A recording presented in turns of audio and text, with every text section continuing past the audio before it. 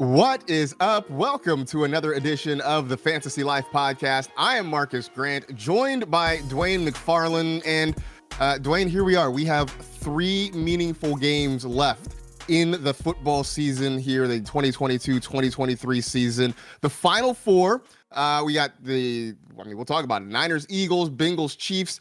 This is it. We have worked all year long to get down to this. It's sort of bittersweet. I mean, we had 2 great games on tap in theory, but we only have 2 games this week. There's some good and some bad about it. Yeah, I think the good, as we'll talk about as we start to break down the matchups, I think these are these are 4 of the most deserving teams, right? There was a couple other teams in the mix that also would have been good. But I think, and we talked about this earlier in the week when we talked about the Fantasy Life Power Ranks, and really the teams that deserve to be here are here. So we didn't have a team just sneak through that we're like, oh man, how'd they get in? It's really great matchups on the AFC side as well as on the NFC side. So I think it's going to be a fun weekend of football. So we won't have the quantity, but I do believe that we will get the quality. Yeah, could you imagine how unsatisfying it would be, what the discourse would be if somehow the Vikings had snuck through? Or the Giants. The Giants, yeah. It would have been kind of unsatisfying. So I think you're right. I think there are a couple other teams. I think the Bills could have made a case. I think the Cowboys probably could have made a case, but I don't think anybody's going to have a real beef with the 4 teams that we have here. So we are going to preview the 2 matchups for Championship Sunday, but let's start in Kansas City, where all eyes are on one particular ankle, the one that belongs to Patrick Mahomes II. We saw him suffer that injury last week in the divisional game. Just got his ankle rolled up on against the Jaguars and just sort of gutted it out. It was tough watching him try to move around in the pocket, trying to scramble. All the reports out of Kansas City have been that he is going to play. Of course, though, you and I talked about this earlier in the week. I mean, what else was Andy Reid going to say? He wasn't going to come out on Monday and say, yep, it's Chad Henne's show. So we sort of knew that. But the videos are coming out of him walking off the podium without a limp, without a brace or a boot or anything like that. The line, though, has been shifting because of this ankle. I don't know. Not since maybe Kurt Schilling's bloody sock has so much attention been focused on one lower extremity. I mean, your thoughts on Mahomes, his ankle, and kind of what this means for the game? Yeah, I think the line had gotten to where it should have been yesterday, which was really the Bengals being slightly favored. I think that now we're like the way I look at the line being originally, -1 to begin the week was, okay, we know Patrick Mahomes is hurt. How bad is it going to be? We heard that it was a high ankle sprain. And to your point, everything that's come out since then, I wouldn't expect anything different. Okay, Patrick looks great. He's not limping. He's not wearing a boot. He's practicing. He's practicing in full. And we've talked about this. What does practicing in full even mean? Right. Like the coaches can play so many games with this stuff, right? Limited, practice participation versus full. Like coaches, they're given guidelines, but they're guidelines. They can say really whatever they want, and they can close the media off from portions of practice where they don't really know what's going on with Patrick Mahomes. They're only going off of what they saw a guy do on a podium. Let me tell you something. Walking off the podium versus getting on an NFL football field and having a 310-pound dude chase you down like a rabid bear, it's 2 different things, And also, once you get tackled by said rabid bear, then like, how does life feel after that, right? No one's trying to come up, and basically, give you like sweep your legs out from under you while you're on the podium. So those things don't really matter to me, and I'm honestly kind of surprised that the line moved back the other way. I mean, I guess maybe people were first worried at the beginning of the week that it could be Henne, and then, but if you thought it was going to be Henne at the beginning of the week, like it'd be more than -1. Yeah. I mean, you would have. So anyway, I don't know exactly what the betting markets are doing with it. I feel like the Bengals should be slightly favored in the game because Patrick Mahomes, so much of what he does, and he's amazing. He's the best quarterback in the league, in my opinion. And I think the data, really does support that. Now, we have some really good quarterback play going on right now in the NFL. So that's not to take away from Josh Allen, from Jalen Hurts, from some other guys that are playing, some of their, really good football, their best football as well. And looking at Mahomes, though, the beauty of what he does, and the other guys we just mentioned, right, is they can buy time in the pocket. They can escape the pocket. and they can really create these off-script big plays. They can allow the defensive coverage to break down, and then Mahomes has that knack for not only being able to find the right guy in that moment, unlike most people can. He's really uncanny with that, but also have the ability to deliver the ball anywhere on the field. It doesn't matter if he rolled to the right hash. He can throw it 50 yards over the top to the left hash. Not many quarterbacks can do that and get away with it. So he just has a unique blend of talent that we've never seen, but now he's going to have to be it's going to be more managed, and it's going to be more manageable for the Bengals this weekend. And I think that's the big thing that we've got to figure out is, okay, if the Chiefs are to win this game, and I'm not going to go into it thinking, oh, Mahomes is going to surprise us and just be able to do everything. I think that would kind of be foolhardy, in my opinion. Yeah. I think we got to think through what are the paths to where they can really create a scheme, or a package of plays for certain players, different things to help give some easy yards to Mahomes. And then maybe he only needs to do those Mahomes things once or twice in the game, and maybe he can do that on that ankle. But expecting him to do it every play, I just don't think that's realistic. To your point about what he does so well, after that first drive, that opening drive where they scored a touchdown against Jacksonville, Pat Doherty, best known as Roto Pat, on Twitter, had a tweet, and I can't find it, but I'll sort of paraphrase that. You can sort of chalk that up to opening game script or whatever, except for the fact that Mahomes pretty much ripped a hole in the space-time continuum on every play, because it was a sidearm throw, it was a spin out of trouble, it was step up in the pocket and somehow duck a couple of tacklers to find an open Kelsey. I mean, just the things he does. He's one of those guys where, as you mentioned, the data bears out how good he is, and then the eye test sort of confirms it when you watch him do what he does, and it's just absolutely amazing to watch. And also talking about having to chase down those, or having to be chased down by the rabid bear sort of thing. It reminded me of the classic Mike Tyson quote about everybody has a plan until they get punched in the mouth. And so for Patrick Mahomes, it's going to be taking that hit and seeing how he can stand up and how he can go once that happens, because it's going to happen at some point during that game. Talking about the betting markets and how things are going right now.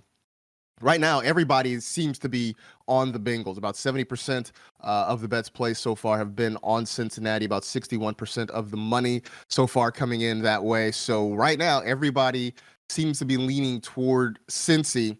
I suspect some of it is the ankle. I suspect some of it is just recent history with the Bengals having had some success against the Chiefs over their last few meetings. That feels like a perfect way to segue into our game preview of the Bengals and the Chiefs. 47.5 right now is the total. And offensively, these teams are both outstanding. Offensively, points scored, the Bengals 7th, the Chiefs number 1. Both these teams are very pass heavy, Dwayne. I would expect, under normal circumstances, I would expect a whole lot of points to be scored. I think maybe because Mahomes may not be 100%, maybe that changes a little bit, but I don't know that you can completely change who you are, right? At this point, Dwayne, you've got to sort of be who you are, even with some alterations made to accommodate your quarterback. Yeah, it's interesting just contrasting the NFC versus the AFC picture, right? On the AFC side, we've really got, to your point, two teams that are very pass heavy, and that makes sense. You've got really great quarterbacks.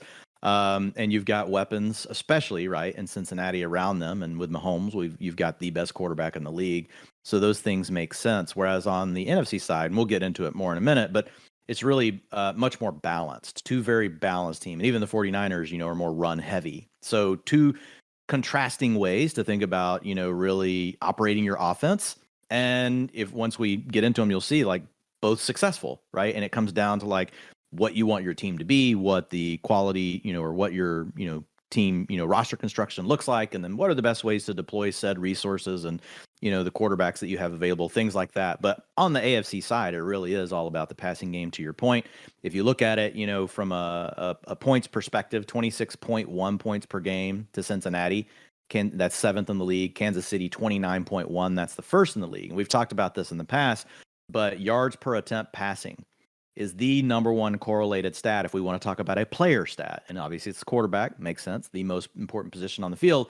It's the number one correlated stat to winning in the NFL. So for all of our debates around, quarterbacks shouldn't be judged by their wins, it's kind of funny, like if you really dig into the, and I agree with that. We shouldn't just judge them on their wins. There's more going on.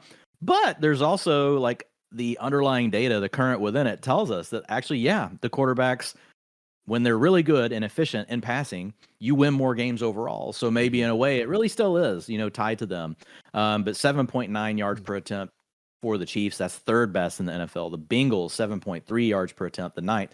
So you won't see any team in the playoffs that are not inside the top 10. We'll talk about the NFC guys in a second. But neither one of these defense are really great, right? So both teams really lean more on their offense. Their defenses are really more average. The Chiefs are sneaky, okay. They give up more yardage than really, the quality of their defense says because they're leading a lot. And so when you're leading, you really go into more shell coverages, different things like that. Like Kansas City uses the second most cover two man coverage, in the league. And that's something that, schematically they like because of their personnel, but also it's really good. Like once you've got a lead, you're just saying, we've got two safeties over the top. We've got everyone manned up. We're just not going to let you beat us deep. Like that's all we're saying. We've got, everybody's got, safety coverage over the top and we're not giving up the big plays. And they use that a lot in the second half of games. And that's something that you end up giving up yards underneath. So the yardage overall they give up looks kind of high, but if you look at their yards per attempt defense, it's actually number 6 in the league. They only give up 6.0 yards per attempt. Both teams are okay on the ground, but like you mentioned, like it's all about the passing game with these two. Yeah, you talk about the ground game. I mean, we talked earlier in the week about the split between Isaiah Pacheco and Jerick McKinnon and how McKinnon was getting a lot of that late game work when they needed to close things out and try to wrap it up. In Cincinnati, we've talked plenty about the split between Joe Mixon and Samaje Perine, with Perine taking so much of the passing down work, especially in those 2-minute drills. I mean, that's not a new thing. That was happening last year as well. It's continued and maybe even expanded a little bit as we've gotten into the later part of this season. Let's look at some of these Chiefs individually. Let's start with Travis Kelce. I don't know that we need to spend a whole lot of time here. I'm going to go out on a limb and say something bold. Travis Kelce is good at football, and I think the Chiefs should throw him the ball a lot because he can be productive with the ball in his hands. Your thoughts on that? Yeah, this is like one of those that and I even threw it in the show notes. It's like, oh yeah, thanks for the tip. Okay.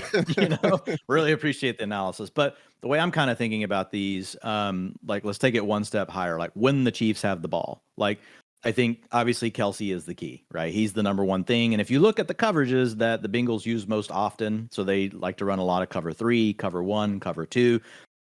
Kelce's good against all those. He's good against most everything. There are things that can limit Kelce a little bit, but he has a 29% targets per route run against those type of coverages. So he is going to absolutely, be in a great spot this weekend. He's a great reason in DFS. You put him in at your tight end, and we'll talk about some of the other tight ends, but I think there's a chance to use 2 tight ends in your lineups this weekend because I like the secondary tight ends more than some of the lower end wide receivers that you can get in that same price range. But Kelce obviously, is going to be very highly rostered in those sort of contests, but we just know what he can do when he completely smashes. Now, I think the other 2 here that could really benefit are, and we talked about them a little bit, so the Chiefs are going to need to do something to really, try to create some yardage for Mahomes. You can't put it all on him. You've got to do more schematic stuff this week. And Andy Reid's really good at that. We get to see a lot of it once they're inside the 10, but there's wrinkles that he can add all over the field, right? It doesn't just have to be inside the 10-yard line when you're trying to score touchdowns. I know he likes to save some of those looks because that's when they're the most valuable, right? You don't want to give away your element of surprise, but there are things that they can do that are not necessarily giving away all the secrets where they could still get more yardage out of Kadarius Toney and Jerick McKinnon. And again, if you look at the coverages that the Chiefs like to run the most, the Bengals like to run the most. Those 2 players are actually really good against those. So actually Kadarius Toney, even though we know he doesn't get to play even half of the passing downs, he's number 2 behind Kelce against the coverages that we see the Bengals like to use. 28% targets per route run. So it doesn't even necessarily have to be, oh, let's do a bunch of extra things with Toney. It's like, let's just do the things we've been doing already with Toney and maybe let him play a little bit more, or it could just happen naturally, right? On even on his normal snap rate or normal route rate, just because the fact that he's so good against what the Bengals like to do. And as far as Juju Smith-Schuster, he would be a guy that I'm really looking to fade, not just because what we've seen over the last few games, although that's big. Like since Toney's been back, Juju's been a 0. But also against the things that the Bengals like to do, Juju has not really been really good this season. He's kind of been a forgotten man anytime they play these types of coverages. So for the Chiefs, I think it's about Kelce getting McKinnon more involved in the passing game. They're probably going to lean into their run a little bit more. And then I think Kadarius Toney, is in a really good spot as well. I ranked him ahead of Juju. It's kind of crazy. Juju's going to play 80% of the plays. Tony's going to play like 30%. And I'm ranking Toney ahead of Juju. Like, that's where we're at. I feel like, though, if there's ever a week for them to finally take the wraps off Kadarius Toney and just deploy him in a larger role, I won't say a major role, but a larger role, this feels like it. You talk about the coverages and the fact that Toney is good at beating those types of coverages. The fact that you have a quarterback who is not at 100% and you're going to have to help him out some sort of way. This feels like a situation where you want to get him involved as much as possible. So we'll see about that. The other thing that's interesting to me is years ago, and you're old enough to know this. I mean, Antonio Gates, when there were times when he was the only weapon for the Chargers, it felt like, and you would watch Chargers games and he was always open. And and I would sit and watch games with a buddy of mine and we would always be like, how is Antonio Gates always open? And then last week during the Jaguars game, I texted him and I said, I feel like Travis Kelce is sort of the new Antonio Gates in the sense of, that's where the ball's going most of the time. How is he open? And then you go back and you watch, and just the things that this offense does to get him open, whether it's, having him chip or just even be a decoy as a blocker and just sort of drift out into space, or, just his own natural ability to get open. It is amazing to me that a guy that is so talented, that is going to be the focal point of the offense, still finds himself in a situation to earn targets on a consistent basis. Some of that is owed to Kelce, some of that is owed to Andy Reid and what he does in that offense, but it's absolutely incredible there. On the other side, with the Bengals, I guess we put Jamar Chase sort of in that Travis Kelce box of yeah, man, of course we're looking at him this week. He's going to get targets. He's going to make plays. He's that guy we talked about before. He does a little bit of everything, right? He gets a high target volume. He gets downfield targets. He gets them all over the field. It's hard to make an argument to fade Jamar Chase other than maybe like, hey, everybody's going to be on Jamar Chase. That's about the only argument I got to stay away from him this week. Yeah, and I think with Chase, the big thing is, the story here is just how he is truly distanced from the rest of let's call it the field, right? The field on the Bengals. Yeah. T. Higgins, Tyler Boyd, Hayden Hurst. So, I mean, his targets per route run, 25%. Higgins at 19%. Boyd at 13%. Hurst at 17%. PFF receiving grade, like he's the best on the team, obviously. Yards per route run, he's distance. He's the best on the team. But Burrow loves him in critical situations as well. End zone targets now 35% on the season, and he's missed games. 19% for T. Higgins, 9% for Boyd and Hurst each, and then third and fourth down targets. So when you got to have it, 26% of the time they're going to Jamar Chase, only 13% to T. Higgins, 18% to Tyler Boyd, 16% to Hayden Hurst. So yes, he gets the ball the most, like in normal situations, but also in those high, impact situations where the game is on the line, you've got to get the first down. Like that's a huge EPA swing, expected points added, right? When you do or don't get a first down. And that's when they're going to Jamar Chase. And he's really just kind of, he's on his own level now. It was kind of, well, it's Chase and Higgins and they're really together. And we've talked about this in the past, but just highlighting that and how much he has distanced himself from the rest of the players on the team. And Tyler Boyd is a guy that used to get 20% target shares, right? Yeah. And so this, even though he's shown in the past he can earn them, Chase is so good at earning them in a better way. Like it's like, well, okay, Tyler Boyd, 13%. That's a career low for Tyler Boyd. So looking also, on these weeks where we've got shorter slates, I can dig more into the coverage. Typically, I'll just go man and zone, and that's where it's most sticky because you get into some of these coverages, and we don't know for sure which ones the defense is going to deploy from week to week, but we kind of know most teams will see these are the two coverages they like the most, or the three coverages they like the most. And whenever you look at the way that the Chiefs are going to want to play the Bengals, like the one thing you've got to avoid is you don't want a ton of cover two. Which they could use a lot because that's saying we're going to take away your two outside weapons big time. We're going to make you throw it to Hayden Hurst. We're going to make you throw it to Samaje Perine. We're going to make you throw it to Joe Mixon. Even in those situations, we see Tyler Boyd get a little bit more work with, man coverage from the slot. But typically, like it's not something that the Chiefs use all the time. If they're, if it's something where, the game is close, they do use it more when they're leading. So we'll have to see how that plays out. But the other coverages like the Chiefs like to use. So if you look at cover one. If you look at quarters, those are the other two big ones they use. Like Jamar Chase just goes nuts, like against those. 28% targets per route run versus quarters. Remember, 25% is where he's at on the season. And against cover one, which is man coverage, one safety over the top, anytime they see that, 35% targets per route run for Jamar Chase. So 2 out of the 3 things that the Chiefs like to use the most look really good for Chase.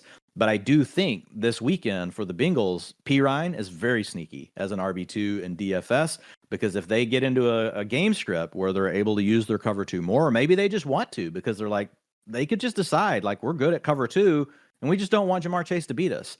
And if that happens, P. Ryan and Hayden Hurst are going to have nice games in DFS, and they're both really cheap. And so Hurst is a guy that, if you're going to use him, you probably want to use him in your flex. Like, because if that gives you a chance to use Kelsey plus him, you're stacking the game. That's a way to kind of get differentiated, when we've only got a 2-game slate over in DFS. But you're doing it for all the right reasons. It potentially differentiates your lineup, but also there is truly a matchup scenario here where Hurst comes through with 7 or 8 catches, because he's really been the better player than Tyler Boyd.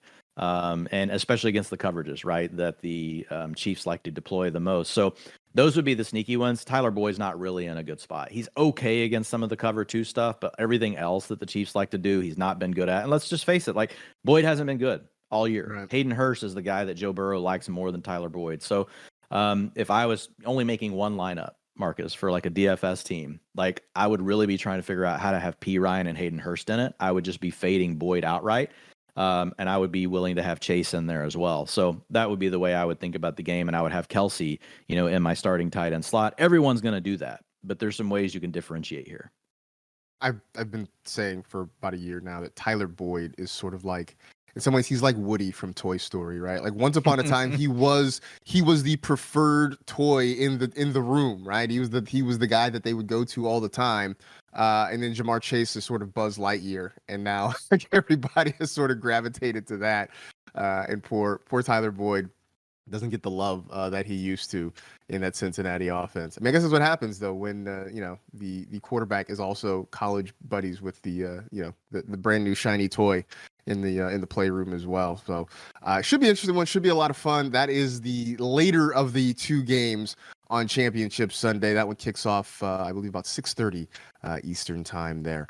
The first game of the day is the NFC Championship game. The 49ers riding a 12-game winning streak, going to Philadelphia to take on the Eagles, coming off a major thumping of their division rival New York Giants. Eagles right now a 2.5-point favorite. 46.5 is the total here. And oh, by the way, I should mention that we got all this stuff and more over at the Game Hubs. You can go check that out. I always talk about the Game Hubs usually later in the week. And you know how I say it. It's the one-stop shop for everything you want, whether you're playing DFS, you're in best ball situations, you're playing just sports betting, whatever it is that you're doing. You got plenty of information there to help you be smarter, more informed, and hopefully more successful with whatever it is you're doing this weekend.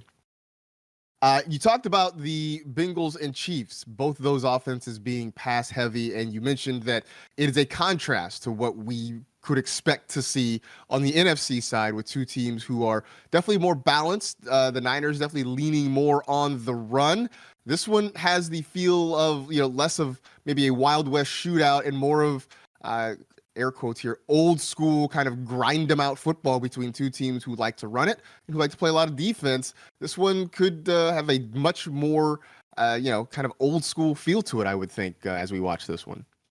Yeah, I think it could, because the defenses are both better than what we have on the AFC side. I think the 2 NFC teams are honestly the 2 best teams. I think, the question is, like, how much do you weight quarterback? Because Patrick Mahomes can offset anything. Joe Burrow can offset anything with the weapons that he has around him. So it's going to set up for a good Super Bowl either way. But I do think these are the 2 most complete teams. Now, Brock Purdy obviously has some question marks still because he's a last pick of the draft. We don't have a large sample size on him, but he's playing really well within the offense, right? Within the constraints, not constraints, within the guardrails of the offense. We don't want to call them constraints because the 49ers are number 2 in passing efficiency, yards per attempt, 8.0. The Eagles are number 1, 8.1. So while they're more balanced, the big stat we care about most, like, they are very efficient in the passing game. So they can come through with the big plays, but they can beat you in multiple ways. If you want to really play max coverage, both of these teams can run. If you want to load up to stop the running game, well, they both have all the weapons that you could ask for, Marcus. Now, I do think the Cowboys had the right game plan last week. Mhm. They came out and really stifled the 49ers offense for the first time. And probably you watched them more than me. Like, that's Mhm. the 49ers' worst offensive performance probably in the last 8 to 10 games. Easily. And Yeah. they did a I lot agree. of the things we talked about. They came out, they played more man coverage. Did you notice right away the screenplays to Debo? No. They Mhm. were playing man. They sniffed it out right away. They did not play the zone coverage. Actually, what they did is they went with a lot of cover two last week, against the 49ers and pressing their corners, having the two safeties back to still help with Ayuk, anything deep over the middle, anything to Kittle. And they were making sure that you did not get the easy plays to McCaffrey. You did not get the easy plays to Ayuk. So the Eagles, on the other hand, have not played as much man. They have not played those types of coverages. They have really been more of a, we're going to sit back in our zones. They play a lot of cover three. Guess who eats against cover three? Debo destroys Mm. cover three. Like, that is like when Debo comes to the table and he sits down to feast and he like sees his favorite meal, like that's his bread and butter right there. You're going to give him cover three, he is going to smash you in the face all game. So it's going to be interesting. Like, how are the Eagles going to handle that? The scheme that they work best in actually potentially helps accentuate the one playmaker that you don't want to let get started. Because if Debo gets going, and then you got to deal with Kittle and you got to deal with CMC, like, there's a way to just take Debo away. And then it's just Mhm. like, okay, now we got Kittle and Ayuk and CMC. But if you come out and you play the style the Eagles like, which they've been good at, they have a good defense. They actually give up the lowest amount of yards per attempt and against opposing passing games at 5.4. So they've been really good at what they do. But it's that age-old question, right? You stick with what has got you here. How much of a tweak do you make potentially for the opponent that you're playing? I think that's the real chess game that's going to go on in this matchup this weekend. I think what's going to be interesting too is sort of watching how much pressure they can get on Purdy, because as you talk about the coverages that the Cowboys played, they also were in the backfield a lot and they forced Purdy to move around a little bit. And when he didn't have those easy throws there, it was a little bit more challenging. And he got away with a couple. We talked about this earlier in the week. I mean, there were certainly a couple of throws that could have, maybe should have been intercepted that he got away with. And I look at that and say, if the Niners struggled with the Cowboys pass rush, they are probably going to have just as tough a time with the Eagles front too, trying to keep Purdy in a situation where he can throw the football. But it's going to be interesting to see if they're able to take away some of those easy options, because you're right. If he can get going, he can get those throws to Debo or McCaffrey, then suddenly that confidence rises and he's willing to take those shots kind of over the deep middle to Ayuk, get it down the seam to George Kittle. We'll see if that's able to happen there. Let's talk about the Eagles offense, though. Jalen Hurts, there was a lot of talk about his shoulder, and he even said, I'm not going to be 100%, and we'll see what we can do. And the Eagles went out and put up 38 points. And that wasn't necessarily all on Jalen Hurts, but he definitely was sort of the conductor of that orchestra. This defense he's facing this week, a little bit different than what he faced last week, but if there's anything that sort of helps him, the Niners struggle with dual threat quarterbacks, guys who can run, give them fits. That may be a feather in the cap for what Philadelphia wants to do this week. Yeah, when I look at this, obviously I have Hurts number one, on the weekend. Most folks have Burrow number one, but it's what you just said, the dual threat nature. Like, he's the best remaining dual threat in the playoffs, and that it's a fantasy cheat code. So I'm not changing now. It is a tough matchup, but dual threat means he can do two things. So he can beat you passing, and he can do it all through passing and not even need to run that much and still give you a big game because of the weapons around him. Or it could be a more balanced game where they get a little bit of the run game going. He's number one in the NFL in design run attempts. 23.5% of the Eagles' rushing plays go through Jalen Hurts. No other quarterback has a bigger portion of that. So even if they take away scrambles by playing all the zone that the 49ers like to do, that can sometimes limit quarterbacks because you're keeping eyes on them, even though, to your point, the 49ers have struggled with it some. But there's just so many paths for Jalen Hurts to come through. And let's say that the Niners really just come out and shut down, because they've done this. They're the number one run defense in the NFL. It's a clash of two really strong things, right? You also have the Eagles on the other side of the ball. When you look at it as, from a rushing standpoint on offense, they're number 4, 154 yards per game, going up against a team that only gives away 79. So it's strength on strength.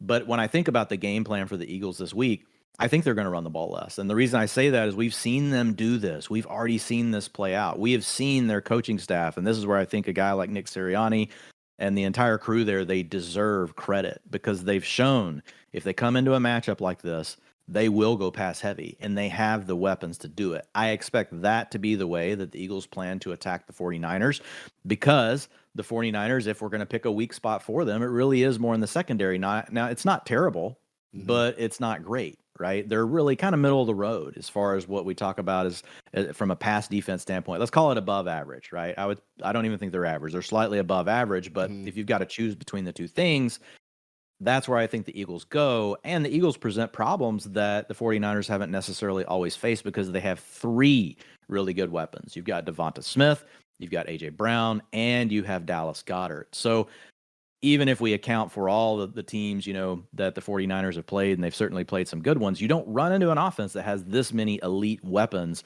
And that's where we are with Devonta Smith at this point. I ranked him ahead of A.J. Brown this weekend just by a hair.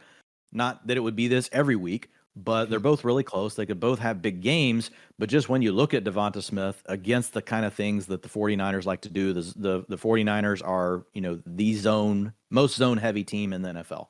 And so they run a lot of cover three. They like to run 39% of their plays, they run cover three. Like that's one of the tops in the league. Then they mix in a little bit of quarters, a little bit of cover two, but it's mostly the cover three stuff. And Devonta Smith, like across everything they like to do, is really good. A.J. Brown's just below that. Dallas Goedert is below that.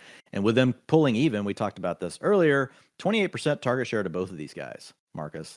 And we haven't seen that since 2014 with the Texans. The last time we saw, and actually we didn't get it then, you had a 31% target share to Andre Johnson, and it was 25% to DeAndre Hopkins, a young and fresh DeAndre Hopkins.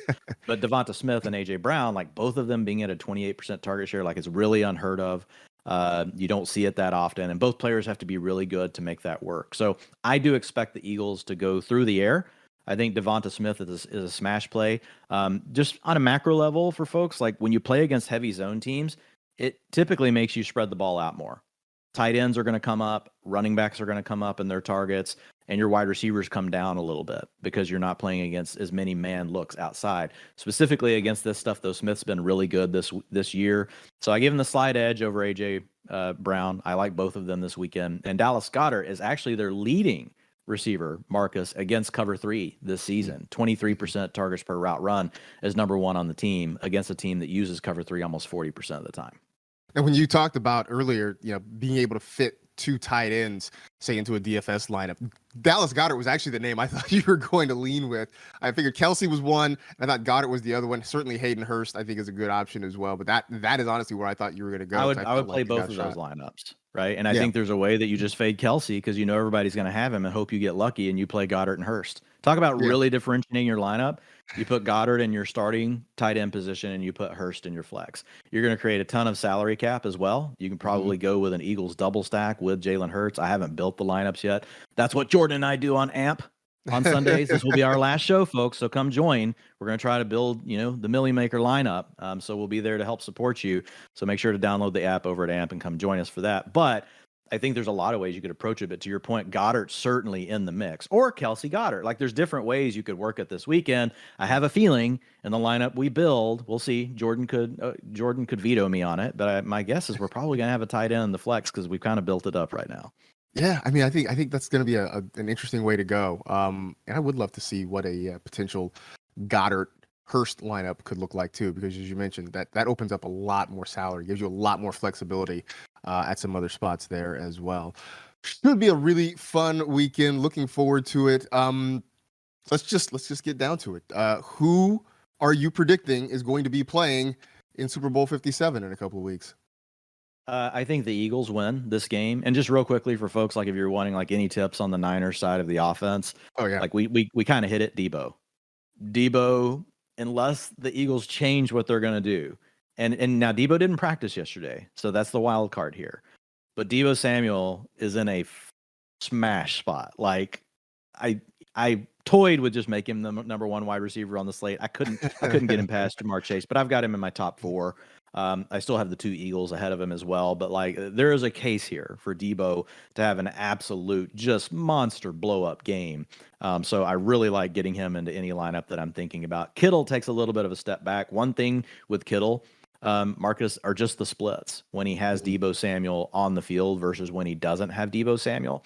And so if you look at it, he scored the 7 touchdowns from week 15 to 18, but he's really come up dry in the playoffs. Well, what happened? We saw Debo Samuel return to the game. So in games with Debo, 10.9 fantasy points per game. If we look at him without Debo Samuel, which could happen this weekend, 20.1 for Kittle. So that's the thing to keep your eye on there for George Kittle. Samuel's out, or we think he's going to be limited. That's good news for Kittle. If Samuel gets in a full practice by the end of the week and we think he's ready to rock, well, that's probably not good for Kittle in this particular matchup. I'll say this, that I don't think the Purdy to Kittle connection is as strong as the Garoppolo Kittle connection was, but you do sense that when Brock Purdy is in trouble and he knows he needs to play, like he feels pretty confident that he can go. Look, and nothing wrong with that, right? Like you got a guy like Kittle, that juggling catch he made last week. I think my heart stopped once every time he bobbled the ball. On the Cowboys side, we were just like, Stephon Diggs, how did you not knock that away at the end? Like the way he just kind of dove in blindly, and the arm pulls back just in time. Like, I just envisioned the play, like the ball he finally makes the great catch, but this is a normal defensive play, right? Just coming in with your hand or something to knock that loose. But bygones, Marcus, let's move forward. It's funny you mentioned that too, though, because I wonder because I saw some people suggest that maybe he was worried about drawing a flag for a hit on a defenseless receiver. And I say that because at the end of that game on the Cowboys' last drive, when Dak decided weirdly to roll out and then take contact in the end zone, I think it was Dre Greenlaw. I don't know who it was, but afterwards, the player said, yeah, I pulled up because I didn't want to get a roughing the passer penalty. And I think he was just as surprised that Dak was allowing himself to take contact in the end zone. And I just wonder if maybe the fear of flags has caused players to kind of back off in some situations. My thought is get your head up, look at what you're doing, and go in to wrap up Kittle, and your left arm, as you go to wrap him up, should be swiping at the ball. Yeah. But the problem is you're coming in leading with your shoulder, turning your back to the player, and if he leans his head forward at all, that's going to be helmet to helmet. So I would argue, like, if that was Diggs's thought process, unless he just was totally saying, he's going down, I'm just trying to avoid him, which maybe he was. Yeah. Like and look, I'm not out there playing like these guys are, and they know more about it than me, and their bodies are also finely tuned to make these micro adjustments. Like, that's the thing people don't understand about these athletes. They are not just wired from a standpoint of like, athleticism, muscle, quick twitch, all these things. Like their brains, their neurological connections through their body are on another plane. They're on another planet compared to what we are. Like how quickly these things, they process information and they can send these signals through their body and make these slight little changes they need to make. So I don't even pretend like I could. But my thought process would be like, well, just go in like with a normal tackle, right? Have your head up, you're lunging at Kittle and use your left hand to knock the ball away. But that's me. Yeah, no, I feel you. And you're right. These things happen in an instant. And then the moment's gone, and we sit there and we get 50 million replays of them, and you're like, well, why didn't you just do that? But yeah, it's definitely different. Quick story on that: like back in the day when I would play Madden online when it was first really getting big, like we just really got online gaming communities. I got matched up with Sean Taylor. I'd gotten pretty good at the game, and like this was like. I don't remember what Madden it was, but I got and I didn't know it was him at first. Like the way it was set up is it said Sean Taylor and had all these things around it. And then, I went online and like looked it up and it was like actually him. Wow. And he was like the best user pick player I've ever played in my life. So talking about these neurological connections, like, cause that comes through in video games. Like my youngest son can destroy me in any video game because his neurological pathways are on like from another planet, like versus mine. So maybe my wife's really good at video games and she doesn't know it. But like Sean Taylor, like I was using all these plays I used against everyone and would just destroy other team. Dude, he was picking off everything, like how quickly he could switch, how he would quickly adjust to what I was doing, setting his players up. He was just like on another plane than me. And I was just like, oh my God. Like, and it wasn't just knowing football and setting the plays up. It was like once you were in the play, like how quickly he could do things to get in the right spot to pick you off. I think he had like 6 picks on me. Like I didn't like throw like picks hardly at all like back then. And like I think 3 of them were like pick sixes. So yeah, these guys are definitely wired differently than us. It's good to know though that Sean Taylor at video games was as good as Sean Taylor was on the actual football field. That some of that translated from one side to the other. Absolutely. By the way, before we do our picks for the championship games, we do have a playoff contest over at Fantasy Life. If you want another sweat for your playoff bracket, you can check out the Fantasy Life playoff contest. Compete against our analysts, other fans in a playoff pick'em for a shot at weekly prizes, as well as the grand prize trip to the Fantasy Football Expo in Canton, Ohio. You can compete in a live Sirius XM fantasy football draft. Just go to fantasylife.com and look for the playoff contest. All right. So as we get ready to wrap this up, let's put it out there. Who wins? You sort of hinted at who you think is going to win the NFC Championship game. You got the Eagles there. Who wins on the AFC side to join them in Glendale, Arizona in a couple weeks? I think it's the Bengals because I do think that the Patrick Mahomes injury comes into play. And obviously, like it would, right? It's the most important position on the planet, and you have the best player at the position. So if they're going to be less than that, while it may still be better than a lot of what the league has to offer, can it be better than Joe Burrow? I'm not sure that it can. So I think, and again, like the Chiefs are so dependent on Mahomes. Like it's not like, they don't have Jamar Chase. They don't have T. Higgins and all these different weapons. Like they've got Kelsey and then basically a bunch of kind of parts, right? That they have to, jumble together. Now, Andy Reid is a great play caller. Andy Reid, is really good at schematically, figuring out ways to create yards. So that's what he's going to have to do for Mahomes. But in the end, I think just Burrow having all of his weapons available, that's who I'm taking as a clear pick, and I would also take them, versus the spread.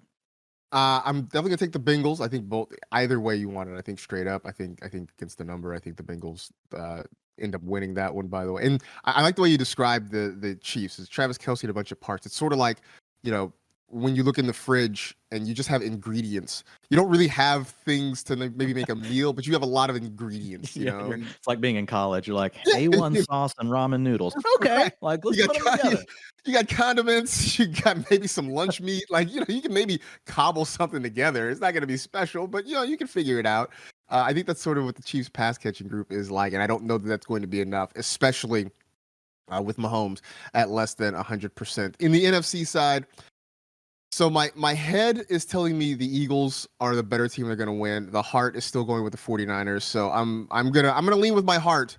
I'm going to say the 49ers figure out a way that the defense does just enough, that Brock Purdy and the offense does just enough to pull it out.